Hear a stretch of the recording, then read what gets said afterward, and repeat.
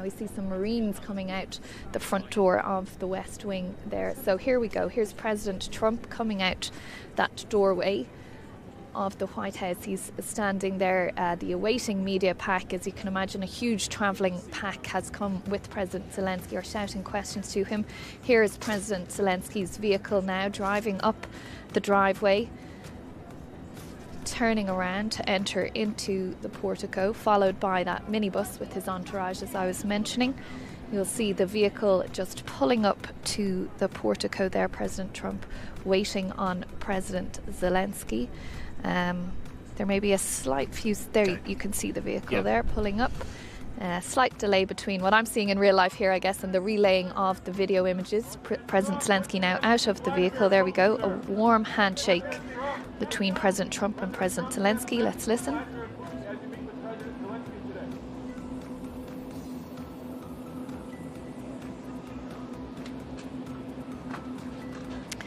So yeah, nothing audible there anyway, but the reporters who were shouting those questions are some way back from the doorway where President Trump and President Zelenskyy shook hands. They've gone now into the West Wing, into the Oval Office. The next thing that will happen, there's a kind of, I suppose, theatre in an organisation to these visits. They'll go into the Oval Office.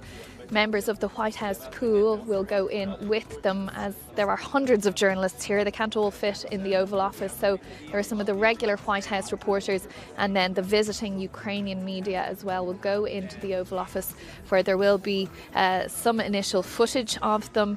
We've seen in past days, past visits of foreign leaders, President Trump and the visiting leader take a number of questions from the media pack there. It's not clear whether they're going to do that today. We're often told these things in advance, and we haven't been told that in advance today. So we will see just what we hear. Obviously, we'll bring anything we get from the Oval Office straight to you as soon as we have it. But James, that is a moment that I suppose seemed potentially in doubt a few weeks ago. A warm handshake, a warm smile and greeting between the two men. Absolutely, and optics matter. Donald Trump did indeed come out and greet President Zelenskyy, as he did with the UK Prime Minister and French President before. That matters to Ukraine, and I think for President Zelenskyy, he hinted at this, what is going to be so important to him is meeting the US President before he inevitably meets Vladimir Putin of Russia. It was a very hard sight, I think, for Kyiv to see those senior US officials in Saudi Arabia embark on negotiations about the future of a country which wasn't even present. And so today does mark a changing of the political tide, and you wonder what has made Donald Trump change his approach.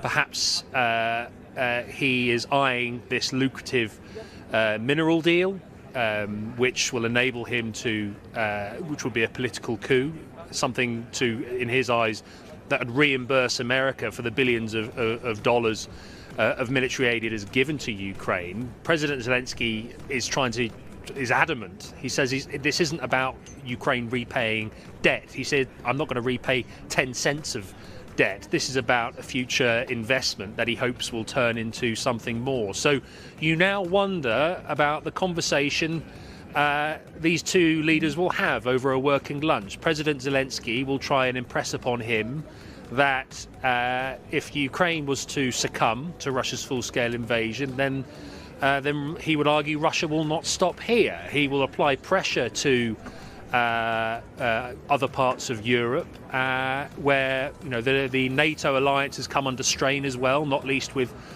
the US voting against a UN resolution recognising Russia's aggression, recognising Ukraine's territorial integrity. The idea of NATO coming to one another's aid is now less assured than it ever has been, and I think President Zelenskyy will try to convey what is at stake, not just for his country but further afield, and perhaps he might go over and the what optics has happened of to this Ukraine really over the last 11 years.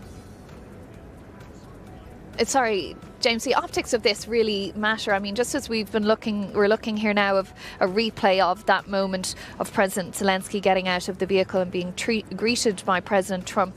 President Trump in his trademark blue suit and red tie, and President Zelenskyy in what has become his trademark combat fatigues, basically coming to this meeting very much to make that point to President Trump. Our country is at war. We have been invaded. We need your help, and we'll see what we hear back from President Trump in the coming hours. We absolutely will. And President Zelenskyy said from day one of the full-scale invasion, a suit didn't feel right. He changed into the military fatigues you've seen him in since. His cabinet, his senior advisors wear similar. They appeared in a video in those early 48 hours saying we are still here, and it is a very deliberate approach. When you look at pictures now of President Zelenskyy in a suit, it feels like a lifetime ago. And when we saw him before he left on this trip, a trip which would have taken him the best part of 3 days, well, 2 days to get to Washington because you can't fly over Ukraine, you could see that he wears this war. It is part of his political being, and he will look to get a return today in the White House. Indeed, making a stopover in Ireland and meeting the Taoiseach of Ireland, Micheál Martin, there, and speaking about the hundreds of thousands of Ukrainian refugees who fled their homes 3 years ago and still haven't been able to return. Of course, an aspect that we have to remember as well. But as of now, both leaders inside the Oval Office having that meeting. We'll bring you everything we get from it as soon as we get it. A very, very critical meeting for many countries, not least, of course, Ukraine. So do stay with us here on BBC News.